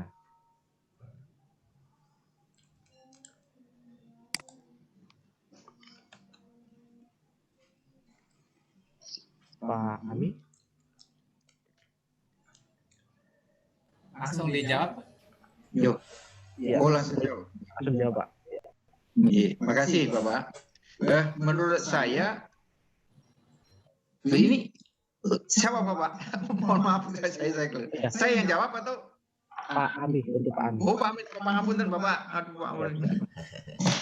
Tidak apa-apa, kan relevan juga nanti Pak. Iya, nanti Supaya saya melengkapi mungkin bisa. Ya. bisa kan ada bagian dari Pancasila tadi yang ditanyakan juga. Dari revolusi mental itu. Saya di bagian yang awal saja soal bahwa indikator itu memang dimasukkan di dalam menjadi indikator di dalam pembangunan karakter gitu. Karena seperti ditampilkan dalam slide tadi bahwa pilar pembangunan manusia yang utuh itu ada 3 itu. Jadi pemenuhan layanan dasar yang itu mencakup pendidikan untuk keperluan kita ini, dan kemudian dikaitkan dengan upaya untuk meningkatkan produktivitas yang itu disumbang oleh pendidikan tinggi dan juga iptek gitu, penguasaan iptek, dan yang bagian akhir adalah pembangunan karakter yang di situ bisa ditempuh melalui apakah pendidikan keluargaan, pendidikan agama, atau pendidikan budi pekerti gitu. Dan semua itu itu dikaitkan juga rujukannya itu pada nilai-nilai filosofis yang ada dalam baik melalui contoh, melalui referensi figur yang di situ memang diidealkan adalah sosok, dan ini ada pada guru itu, yang mencerminkan karakter yang baik. Jadi yang berakhlak mulia, yang berbudi pekerti luhur, yang bermoral tinggi gitu. Nah, yang nilai-nilai seperti itulah yang harus ditampilkan oleh para guru, karena ya kalau dalam filosofi Jawa yang disebut sebagai guru itu sebagai digugu dan ditiru, itu kan itu sebenarnya makna terdalamnya. Dan kalau kita memahami dengan sangat baik, dengan sangat mendalam juga nilai-nilai ideal pada Pancasila itu, saya kira nanti akan dielaborasi oleh Pak Profesor Hayono secara lebih dalam gitu. Saya menjadi bagiannya sedikit saja untuk mengantarkan dan untuk menunjukkan betapa bahwa kita sudah punya landasan yang sangat kuat gitu. Dan bagi organisasi profesi itu tadi di antara peran ada pengelompokan 6 tadi di pengembangan. Terkait pertanyaan yang pertama tadi, manusia yang berkualitas dan daya saing ada dalam indikator pembangunan karakter. Bagaimana upaya yang tepat bagi organisasi profesi guru dalam rangka pembentukan karakter? Naik kereta api. Nah, ini yang artinya apa yang tadi disampaikan oleh Pak Hamid itu adalah pendekatan yang disebut dengan pendekatan struktural. Tapi juga dalam dunia pendidikan kan kita juga mengenal pendekatan yang konstruktivis, yaitu bagaimana perubahan itu berlangsung dari dalam. Nah, guru bisa membawa sapi, membawa kerbau ke sungai, tetapi sapi dan kerbau nggak bisa dipaksa untuk minum di sungai itu. Guru bisa membawa siswa dan mahasiswanya ke ruang kelas, tapi nggak bisa memaksa pikiran dan hati siswa dan mahasiswanya itu untuk menerima pelajaran kita. Nah, ini yang harus kita bangkitkan sehingga motivasi internal dan motivasi eksternal itu bisa kita padukan bersama, termasuk Pancasila. Maka orang yang melaksanakan Pancasila sebenarnya bukan hanya untuk menyenangkan negara, tetapi untuk mengembangkan dirinya sendiri. Karena coba, kalau kita toleran, nggak curiga dengan guru kita ini agamanya sama atau tidak, tetangga kita itu partai politiknya sama atau tidak, hati kita kan nyaman. Demikian pula kalau kita punya inovasi, yang paling diuntungkan pertama kali bukan negara, tapi dirinya sendiri. Nah, disinilah menarik apa yang tadi dikatakan oleh Pak Iwan Sukma tadi, bahwa upaya yang tepat untuk melakukan revolusi mental itu harus dilakukan secara kultural dan struktural. Itu barangkali Pak Imron tambahan saya. Terima kasih. Terima kasih Prof. Haryono. Lanjut ke pertanyaan, masih ada rekan-rekan panelis? Oke. Pertanyaan yang kedua untuk Bapak Supratman. Oke. Dari Arjus Palintin. Pertanyaannya, apakah BNN bisa menyediakan alat pendeteksi pengguna narkoba untuk di sekolah? Bagaimana bentuknya sehingga guru dapat lebih mudah mendeteksi siswa dan melakukan pencegahan dini penggunaan narkoba di sekolah-sekolah? Mungkin bisa sudah dijawab Pak Supratman, apakah ada alat yang bisa disediakan untuk sekolah-sekolah untuk mendeteksi siswa pengguna narkoba?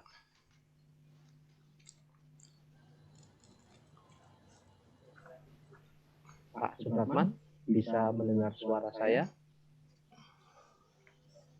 Baik, Bapak Moderator, kami sedikit akan menjelaskan apakah BNN menyiapkan ya peralatan alat deteksi dini ya.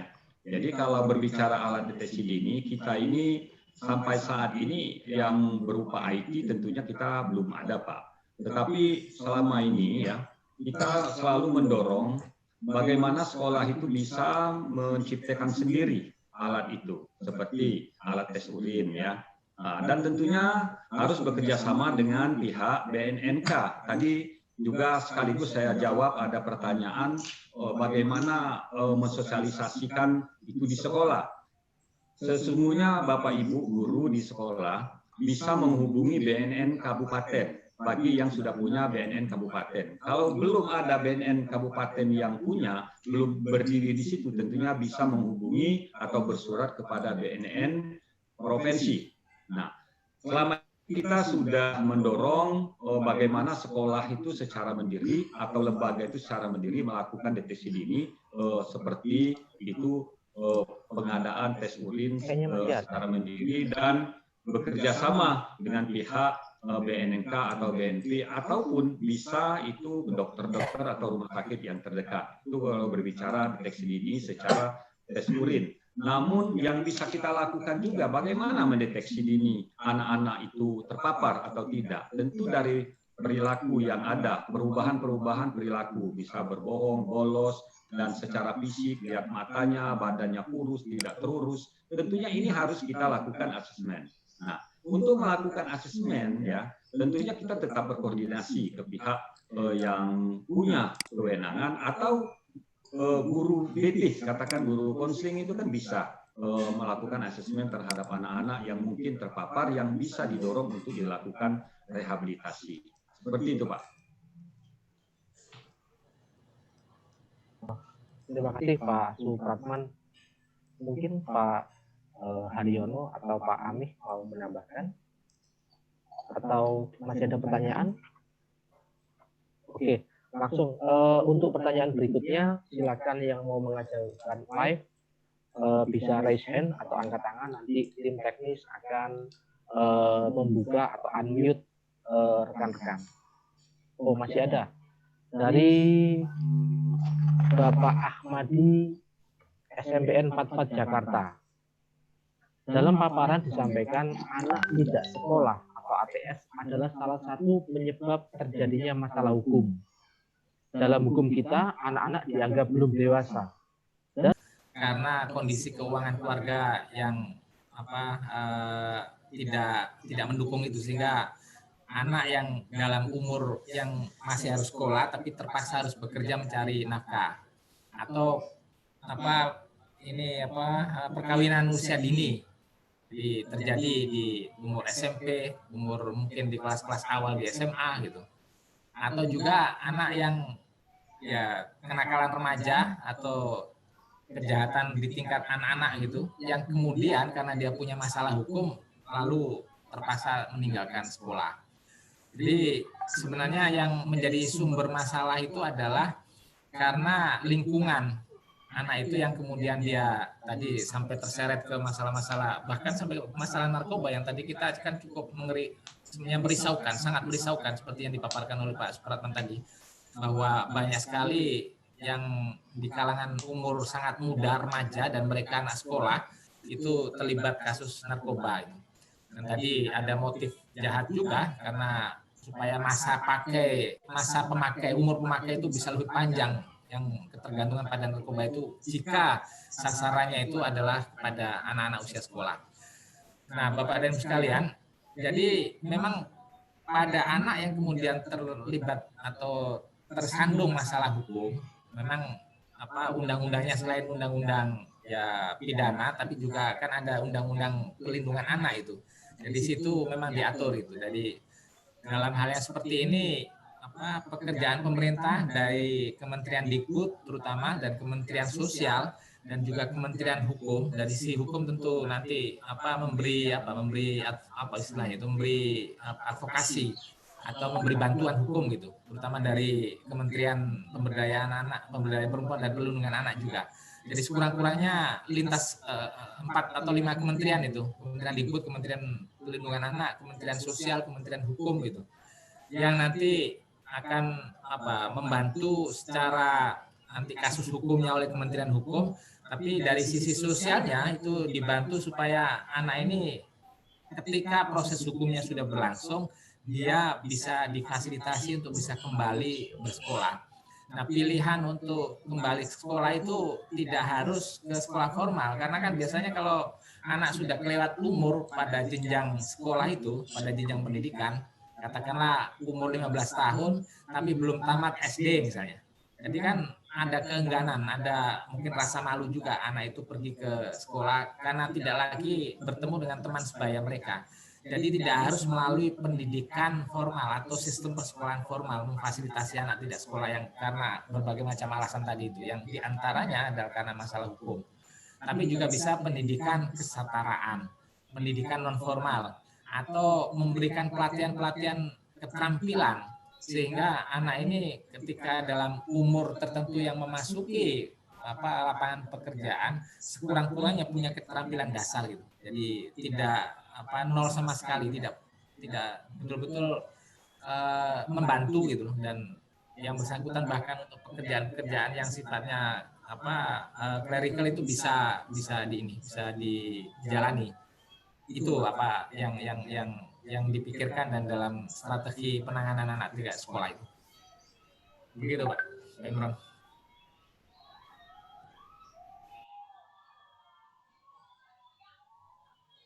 Terima kasih Pak Amih atas jawabannya. Masih ada pertanyaan lagi, rekan-rekan panelis bisa ditampilkan. Ya, pertanyaan untuk Profesor Dr. Haryono dari Absal. Ada titik temu bahwa persatuan itu menjadi penting, maka kita harus punya tumpuan dan pijakan yang sama. Nggak peduli agamanya apa, etnisnya apa, dalam kehidupan bernegara kita semua adalah bangsa Indonesia. Untuk apa? Ya tujuannya untuk menjadi bangsa yang betul-betul merdeka, bersatu, berdaulat, adil, dan makmur. Nah, untuk menggapai itu apa yang harus dilakukan? Nah, disinilah yang menjadi penting. Pancasila bukan sekedar pengetahuan, tapi Pancasila harus menjadi sebuah tindakan. Dalam konsep yang lebih umum, yaitu untuk mencapai semuanya itu harus pembangunan. Makanya, mengapa pembangunan infrastruktur itu nggak boleh di Jawa saja? Lalu keadilan sosialnya di mana? Banyak potensi alam di luar Jawa, tapi selama ini infrastruktur di luar Jawa itu tidak pernah diperhatikan.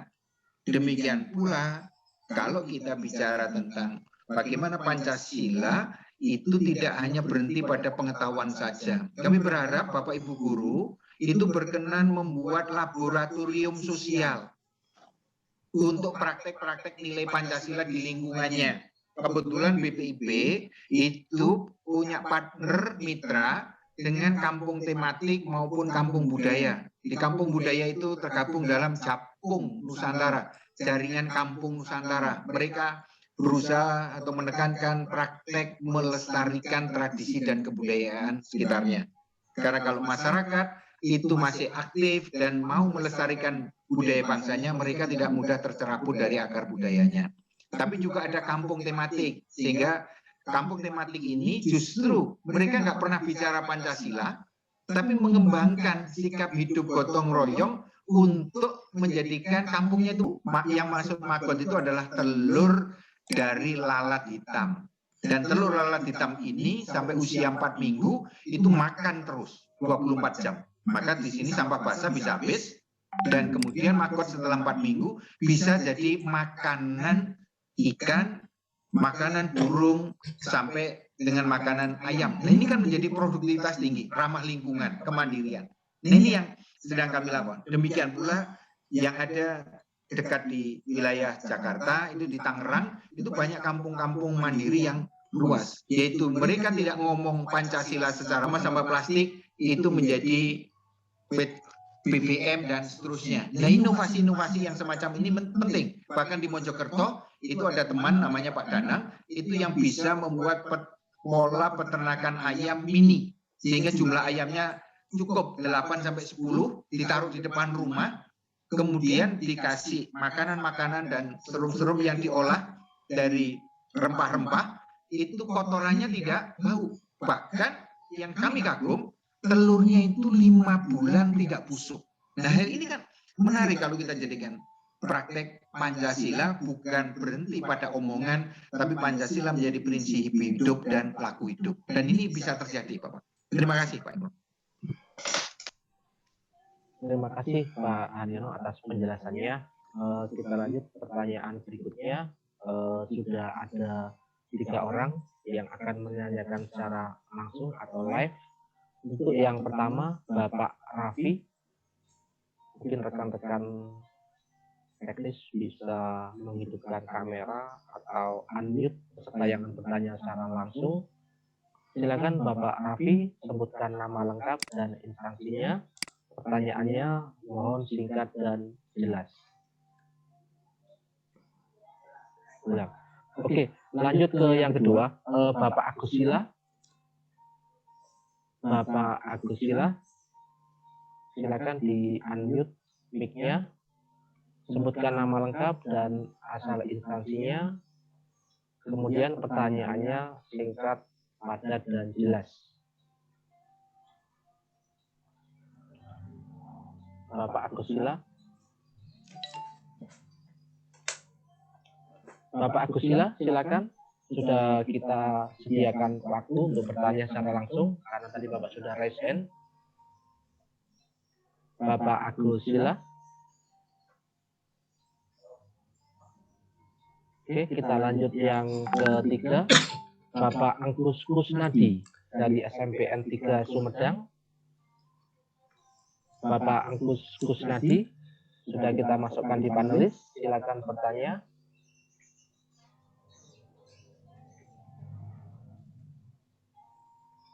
Bapak Angkus Kusnadi, masih bisa mendengar suara saya, Pak Angkus?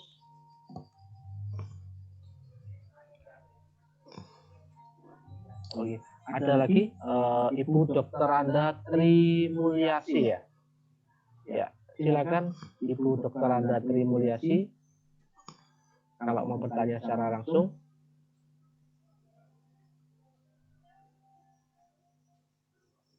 Rekan-rekan gimana? Masih termute mic-nya, mau dibuka dulu. Ibu Tri Mulyasi mendengar suara saya?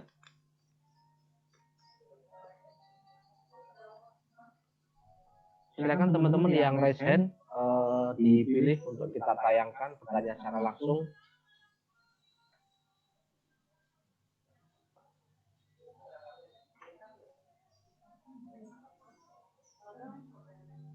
Sebentar, Bapak-bapak narasumber. Oke, pertanyaan dari Pak Wawan Hermawan. Bagaimana menyikapi kondisi akhir-akhir ini yang sedang hangat di Indonesia? Karena sekolah terlibat gerakan-gerakan yang melibatkan kekerasan. Materi pelajaran yang sifatnya kognitif. Tapi dia kita harapkan mencari, syukur kalau bisa membuat sendiri, kemudian diunggah di medsos tentang kisah peristiwa yang positif. Contoh yang sederhana, bagaimana anak ketika sekolah itu mau atau cerita, ini kan juga bagus. Dengan contoh-contoh yang semacam ini, bahkan termasuk di rumahnya. Kenapa sih kalau kebetulan ibunya punya adik bayi, punya anak bayi, itu ibunya menetek sendiri. Ibu yang baru pulang kerja masih bersedia meneteki anak. Bagaimana dirinya, keluarganya kalau diperlakukan seperti itu. Ya kita ambilkan contoh yang sedang viral. Bagaimana Ibu Prof. Mahfud, Menko Polhukam, didatangi oleh kelompok orang-orang yang kemudian teriak-teriak. Ini baik tidak? Padahal beliau tidak tahu dari nilai Pancasila apa. Nah ini, tapi kita juga tidak perlu harus mencaci maki orang yang datang ke rumah Pak Prof. Mahfud, tapi memberi penyadaran. Semoga yang bersangkutan sempat refleksi, beristighfar kepada Tuhan bahwa apapun ibunya Prof. Mahfud itu tidak tahu menahu tentang kebijakan yang dibuat oleh Prof. Mahfud karena beliau sudah tua. Dan kita harus saling menghormati supaya apa? Elemen persatuan bangsa kita ini tidak tergerus oleh saling kebencian kita. Kita fair aja ya saya. Sekarang kenapa teman-teman kita di Papua itu menjadi keras? Karena tahu di Jakarta ini ternyata antara elit yang satu dengan yang lain nggak bersatu. Nah makanya justru kita harus mendorong kita tidak ikut-ikutan saling memanasi elemen bangsa, tapi kita mengingatkan kembali apa yang tadi disampaikan atau saya sampaikan dari tulisannya Ki Hajar Dewantoro, maaf, tulisannya Muhammad Hatta, punya keinsafan kebangsaan, yaitu kita adalah saudara sebangsa, saudara bernegara, dan satu pemerintahan. Kalau ingin ganti pemerintahan, mari pada saat pemilu, partai-partai politik itu saling berkompetisi untuk melakukan sana. Itu barangkali Pak Wawan, jadi termasuk ini. Kalau bisa, kalau ada siswa yang punya prestasi, itu diunggah. Supaya apa? atmosfer medsos di sekolah kita, di lembaga pendidikan kita, lebih banyak unggahan-unggahan yang sifatnya positif dibanding yang negatif. Saya khawatir ada siswa di sekolah X itu juara nasional, tapi temannya yang berbeda kelas nggak tahu, karena siswa prestasi itu nggak diunggah. Nah ini yang menarik. Makanya kalau semua nilai-nilai positif, contoh-contoh positif itu kita unggah, insya Allah praktek Pancasila akan mudah menjadi teladan bersama. Karena selama ini kan ada orang bilang kita kekurangan teladan. Padahal sebenarnya teladan itu banyak. Tanya aja Pak Hamid maupun Pak Supratman itu. Di lingkungannya pegawai-pegawai yang bagus itu banyak oleh berita-berita yang negatif. Terima kasih Pak Imam. Terima kasih Prof. Haryono atas penjelasannya dari pertanyaan Pak Owan. Oke, saya lanjutkan untuk pertanyaan secara langsung. Bapak Nurdianto bisa mendengar suara saya? Ya Pak. Oke, silakan Pak. Bapak sudah dimasukkan di panelis, langsung ditanyakan. Terima kasih Pak Imran, moderator. Siap. Bapak Ibu yang saya hormati, izinkan saya bertanya kepada Bapak Supratman. Begini Pak, saya ini guru yang sekarang diberi amanah sebagai pengawas. Saya mengikuti beberapa kasus, ada juga guru-guru teman-teman kami itu yang kemudian terlibat dalam narkoba. Hanya begini Pak, ketika dia kemudian terlibat dalam kasus semacam itu, kok seperti hal-hal yang lain. Bagaimana pandangan Bapak terhadap ada beberapa kasus yang juga muncul yang melibatkan guru terkait dengan narkoba itu. Terima kasih Pak Supratman. Silakan Pak Supratman. Bapak dari instansi mana Pak? Pak Nurdianto bisa disebutkan? Dari Dinas Pendidikan Kabupaten Cirebon Pak. Oke, Cirebon. Baik, Pak Nurdianto dari Cirebon ya Pak ya. Tes. Halo, bisa didengar suara saya? Bisa Bapak, silakan. Terdengar. Baik, Pak Nurdianto, terima kasih pertanyaannya. Bapak berfungsi sebagai pengawas Pak ya. Terus juga ada beberapa kasus atau satu kasus yang kebetulan kasusnya terjerat bermasalah narkoba ya. Di sini perlu kami jelaskan Pak bahwa di dalam kasus narkoba ini ada dua sisi Pak ya. Ada satu sisi kita itu terlibat sebagai korban atau pengguna. Korban atau pengguna ya. Kedua, dan juga itu tim hukum namanya. Ada tim medis. Nah, tim medis ini terdiri dari psikolog ya, dokter yang dibentuk dan diketuai oleh kepala BNN kabupaten atau kalau di provinsi itu kepala BNN provinsi. Nah, di dalam penanganan yang tertangkap ya, pengguna yang tertangkap. Nah, pengguna juga ada dua sisi, Pak. Pengguna yang tertangkap itu ditangani melalui tim asesmen terpadu, ada pengguna yang melaporkan diri. Artinya dia tidak akan diproses secara hukum, tetapi didorong langsung dengan memenuhi kewajiban peraturan perundang-undangan yang berlaku, dia wajib lapor, dia langsung dirujuk, dia lakukan asesmen dan dirujuk untuk direhabilitasi baik medis maupun sosial. Itu yang murni sebagai pengguna. Nah, tadi berbicara yang saya tidak jelas, apakah dia di dalam posisi yang mana? Ya. Nah, jadi harus saya jelaskan semua saja.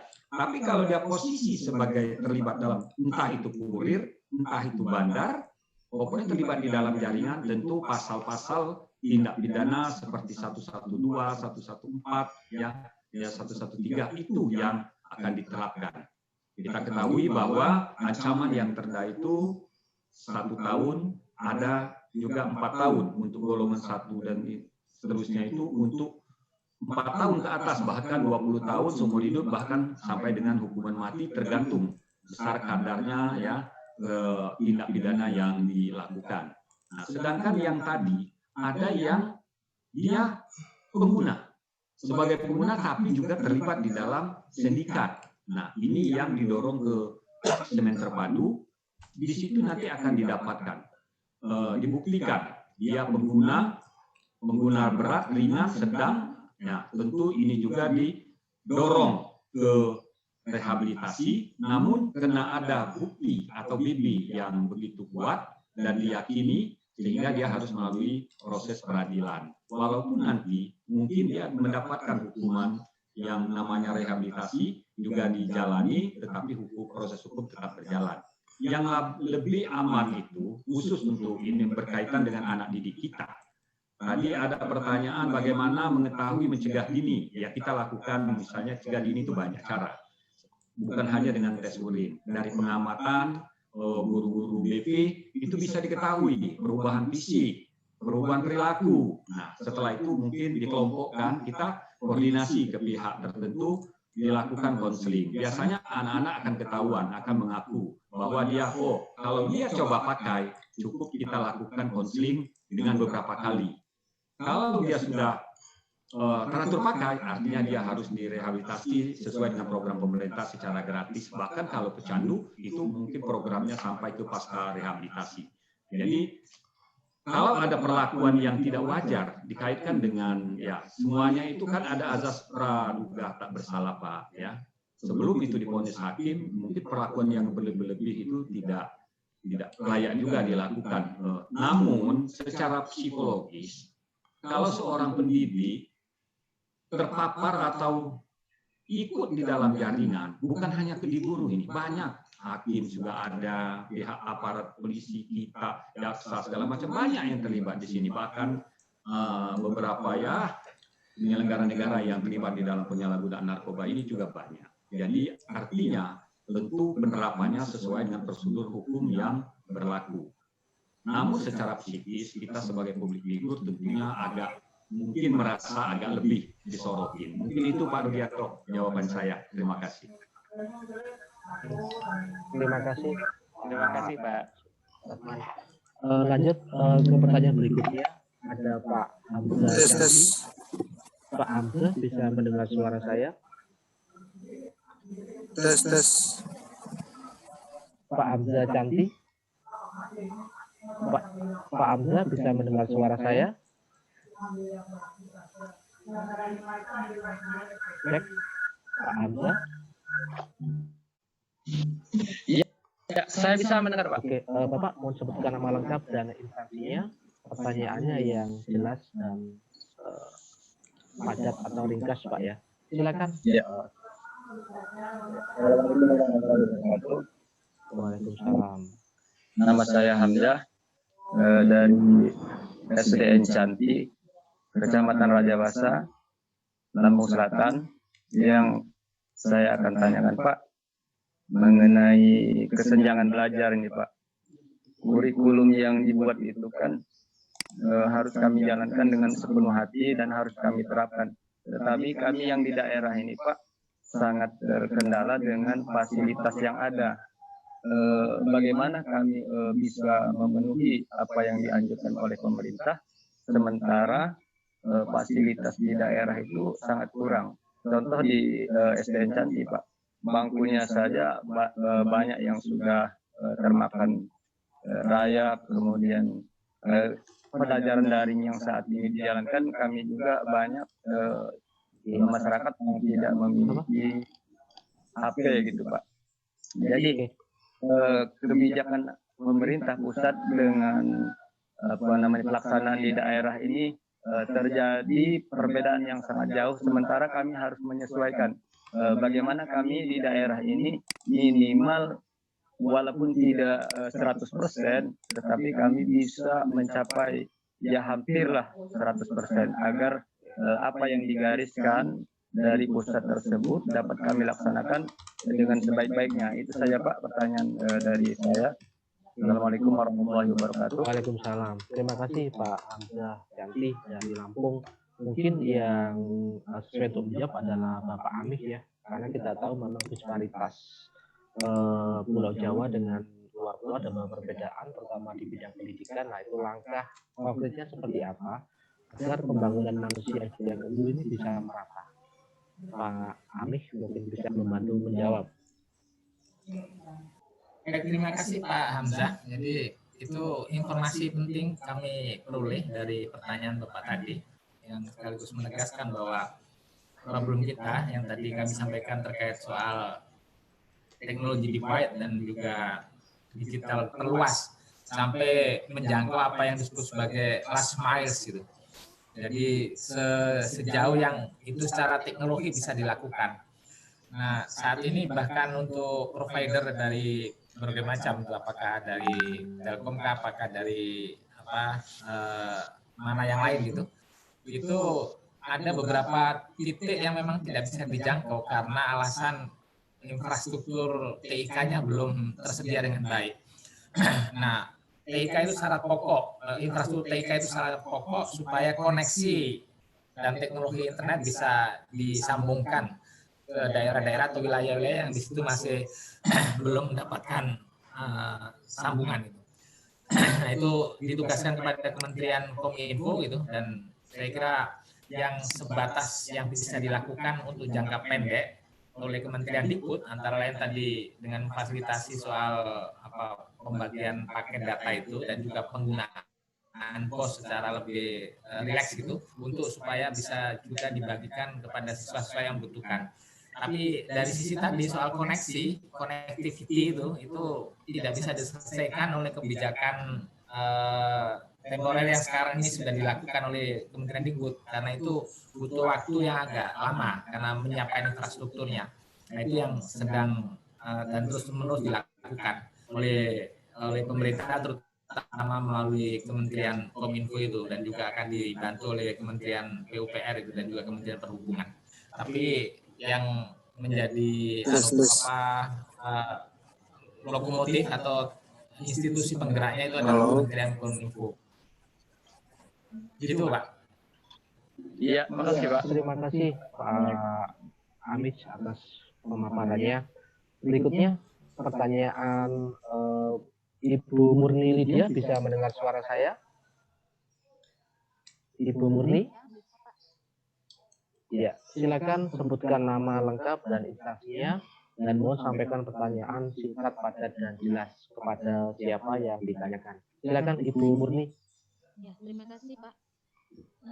Tadi berhubungan dengan saya ada Ibu Murni dari. Suaranya bisa, mohon maaf Ibu Murni, suaranya bisa coba didekatkan mic-nya, mikrofonnya. Sudah oke gimana? Ya, sudah. Ya. Saya dari SKB, UPT SKB Sangatta Utara, Kutai Timur, Kalimantan Timur. Iya, silakan Bu. Ya, ini pertanyaannya untuk mungkin Bapak Amih mungkin ya. Ini berhubungan dengan program-program SKB itu tadi salah satunya masyarakat-masyarakat yang banyak sekali menghambat mereka untuk bisa bersekolah, salah satunya tadi faktor ekonomi. Nah, pengalaman kami di UPT SKB di Kalimantan Timur ini banyak sekali ada beberapa SKB yang sepertinya atau PKBM yang seperti seolah-olah tidak mendapat perhatian khusus karena secara khusus banyak sekali yang tidak mendapatkan sarana dan prasarana seperti itu.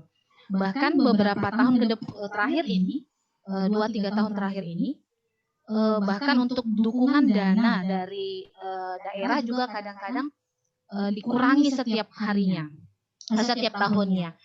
Dan kita ada program paket A, B, C, kemudian ada keaksaraan, ada juga program-program kemasyarakatan yang lain. Tapi sepertinya kita kesulitan di sana, Pak. Kira-kira apakah yang harus dilakukan gitu? Karena kan di sini terus terang saja masih banyak juga orang-orang yang putus sekolah. Secara khusus untuk tahun ini aja kami ada 300 lebih siswa yang akan mendaftar di paket. Kira-kira seperti apa Pak tanggapannya? Terima kasih. Terima kasih Bu Murni, mungkin bisa langsung dijawab Pak Amih terkait pertanyaan dari Ibu Murni. Ya, terima kasih Ibu Murni Lydia. Jadi kami berterima kasih Ibu menjadi bagian dari elemen pegiat pendidikan yang ikut serta dalam geografis karena alasan sosial ekonomi tidak memungkinkan bagi setiap anak itu untuk pergi ke sekolah. Karena itu pilihan yang tersedia dan ini yang juga harus dibuka seluas-luasnya. Misalnya anak suku anak dalam misalnya, ya karena alasan sosial budaya tidak bisa pergi ke sekolah. atau anak nelayan misalnya yang mobilitasnya itu mengikuti orang tuanya. Jadi musim tertentu pergi ke daerah mana dan ikut orang tua membantu nelayan itu. Lalu apa yang harus dilakukan dalam rangka supaya tetap layanan pendidikan itu diberikan kepada anak-anak ini, karena kan pendidikan itu adalah hak bagi yang bersangkutan. Nah, di daerah Sulawesi itu ada namanya sekolah perahu namanya. Jadi bagi anak-anak nelayan itu difasilitasi itu. Jadi pola pembelajarannya tentu fleksibel, pola pembelajarannya tentu mengikuti situasi kontekstual di masyarakat yang bersangkutan. Nah, dalam hal SKB itu juga adalah bagian dari pilihan, dan karena itu termasuk juga PKBM itu yang pilihan yang tersedia itu juga pendidikan kesetaraan. Nah, kita sama memberi penghargaan yang setara antara apakah PKBM, apakah SKB, apakah juga pendidikan formal atau pendidikan kesetaraan, sepanjang yang bersangkutan itu bisa mengembangkan potensi, mengembangkan bakat untuk supaya tumbuh maksimal menurut umur, dan yang bersangkutan bisa menguasai, bisa memperoleh keterampilan-keterampilan yang diperlukan melalui proses pembelajaran, apakah melalui sekolah formal ataukah pendidikan kesetaraan atau pelatihan-pelatihan keterampilan yang disediakan itu. Nah, kami mendukung sepenuhnya, dan dari sisi kebijakan dan program termasuk juga yang sudah dilakukan oleh Kementerian Dikbud, dalam hal ini Direktorat Jenderal PAUD Dasar dan Menengah untuk Direktorat Pendidikan Kemasyarakatan, itu sepenuhnya terus ikut memperkuat itu dan mendukung program yang sekarang sedang dilaksanakan. Itu dari sisi Bappenas. Terima kasih Pak Ami atas jawabannya. Baik Bapak Ibu, sebenarnya masih banyak pertanyaan yang disampaikan, namun karena terbatasnya waktu, mohon maaf tidak semua pertanyaan kami tampilkan. Sebelum kita akhiri kegiatan ini, kami mohon Bapak-Bapak